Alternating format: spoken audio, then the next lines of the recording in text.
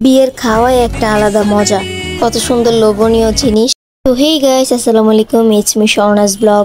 কোথাও বিয়ের দাওয়াত পাই না, তাই ভাবলাম যে তাই আমি এই যে সুস্বাদু ঘরোয়া খাবার ডেলিভারি, এখান থেকে আমি এই খাবারগুলো নিয়েছি।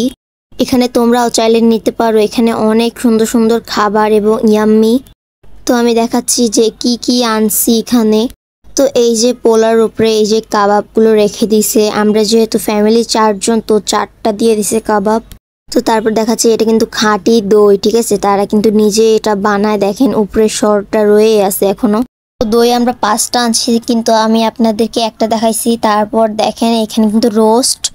এবার গাইজ দেখেন এখানে সকল সকল খাবার এখানে আছে, আর কিন্তু জর্দাটা কিন্তু এখনো আছে, আর ভেজিটেবলসও আছে এখানে, যেহেতু আমার অনেক পছন্দ। আর এই দেখেন রোস্ট এবং গরুর গোস্ত দেওয়াটা, আর দেখেন এই যে দই, মানে সকল খাবার খুব ইয়াম্মি। দেখেন আমরা সবাই কিন্তু খাবার খেতে বসে পড়ছি, এখানে সকল খাবার কিন্তু অনেক সুস্বাদু। এবার আমিও নিয়ে নিলাম অল্প একটু।